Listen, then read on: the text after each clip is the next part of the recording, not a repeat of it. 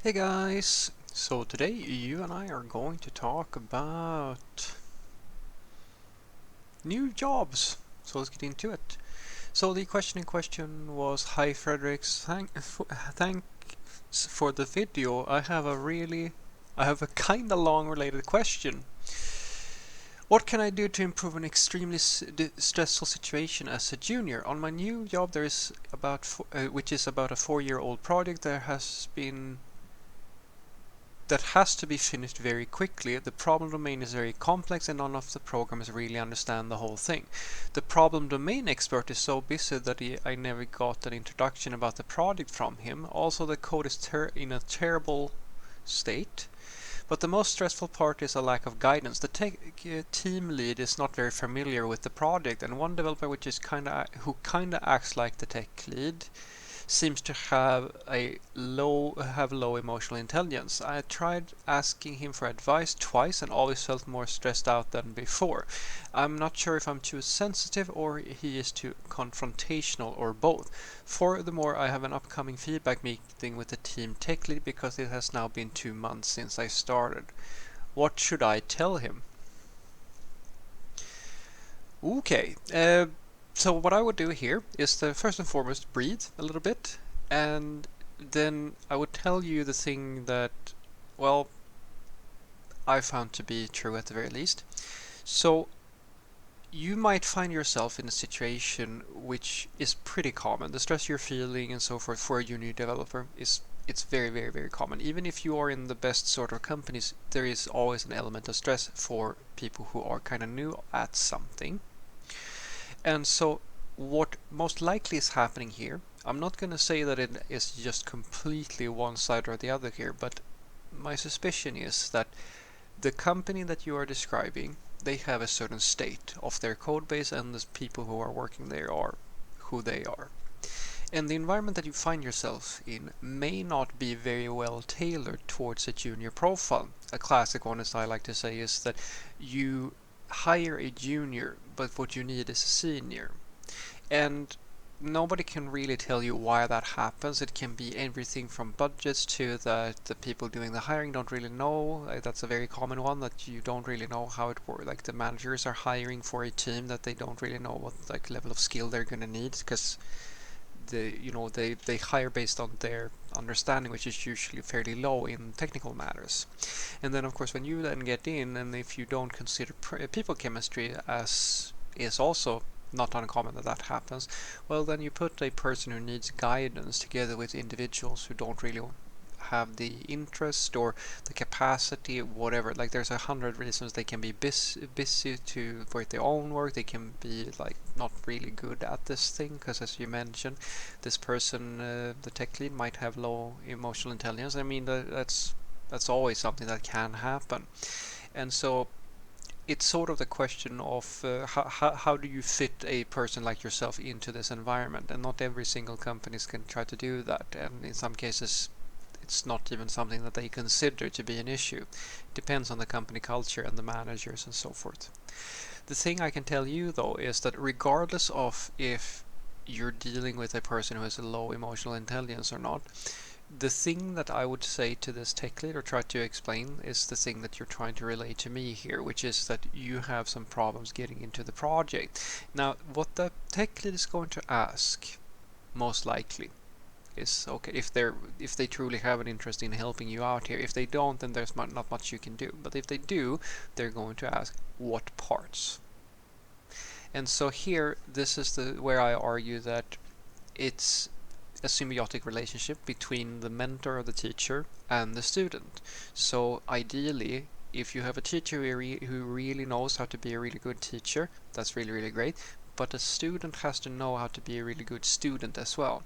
And so I would say reflect a little bit on the things that you're finding difficult with understanding in the code base, because regardless of if you have a low emotional intelligence or high emotional intelligence like the teacher or tech lead in this case, it's going to be very tricky for that person to help you in any way if you don't know how to express to them in a way that makes sense to them what it is that you find confusing.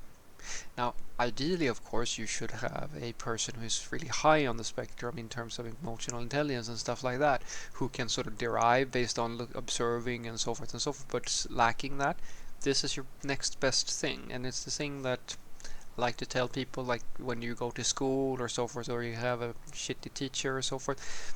The reality is that, sadly enough, this happens, and the only person, like if you just throw up your hands and say no, I'm not gonna try because this person isn't really good, or like so forth and so forth, all that happens is that it hurts you. As I've said to a few teenagers and so forth who complain about their teachers, and I go, yeah, you can complain, go and talk to whoever is in charge and see how that's gonna work out for you. Usually they don't just remove a teacher because they have some complaints and so forth. They might, so you should still air your concerns. But if you have a shitty teacher and that in of itself is a demotivator that causes you to do poorly in school, remember, in 10 years or whatever, when you graduate, or 5 years, the teacher is still going to have their job. He's still going to be there, and you're going to have a less of a quality of an education, and that sucks. It's unfair. It's all these things, and it's absolutely true. But bottom line is still the same thing. That is reality, and the same thing goes for you. So my suggestion is, as I said, try to be clear in your communication, and then make sure, like my tried and true methods has always been, as I like to say, you have to have options. If there are no options, then yeah, then you're stuck. So what I mean by that is basically, if it turns out that this is not the job for you, which could be the case, don't look at that as like the end of the road, because there are other companies, and I can promise you I've been there as well, guys, where I've been in a company, especially when I was at the junior stage, which it was not a good company for me to be in at that stage. I mean, today I could probably handle the work, but at that time it was not a good place for me to be in. It was extremely stressful, and like I had a lot of issues and so forth, and they were not so happy with me. And so my suggestion is, make sure that you have an up-to-date CV, that regardless of if you get to keep the job or you move on or so forth, look at it as a learning experience, because any experience, regardless of if it's a good or bad one when it comes to like hands-on crafting of code and like all of this sort of stuff, or like doing software development, is experience. It is experience, and that's the thing, as I've said to you before, that is the gold standard. It's the gold standard of everything. And so if this job doesn't turn out all that well, at the very least you have one more thing to put on your CV. You can almost look at it as a little bit like training or strength training or endurance training, that in the beginning you're not going to do so well, and you're not really going to be able to push yourself all that hard, but you're still practicing. So you're right now being paid to practice, and maybe it turns out that yeah, this is too stressful for you, or this does not work out for you, and then you move on to the next job. So the next job is now going to look and see, hey, you had some experience, that's a very good thing, and now hopefully that's going to lead to other opportunities where you can increase your capacity. And every time you do this, guys, even if you get fired 1, 2, 3, 4, 5, 10 times, it doesn't matter, because it's the same thing, as you're still accumulating experience and building up the strength that you need. And at some point you're going to hopefully be at a level where it like running a marathon and so forth, it's like just a thing that you can do because you've built yourself up to that level.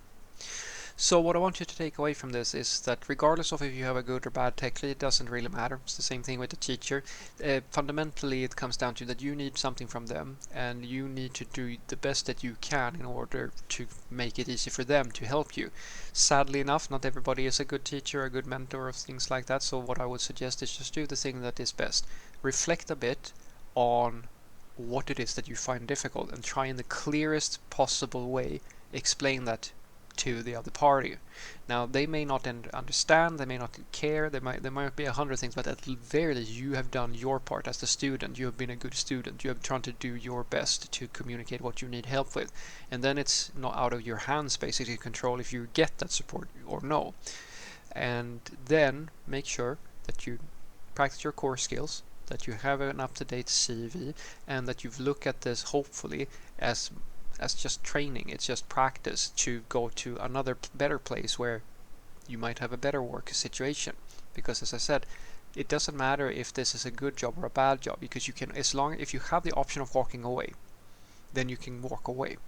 And the best thing for you is to just try to accumulate as much knowledge as possible while you're doing the thing, because even if it's not really the greatest team or the greatest company in the world, they're still doing software development, you're still practicing, you're getting paid to basically increase your quality as, or your market value as a software developer. That's a good way of looking at it. And then when either they get rid of you or you feel like, no, I can't deal with this anymore, then you have more than you had when you went in. And that experience is converted to market value in the next job. Have a great day.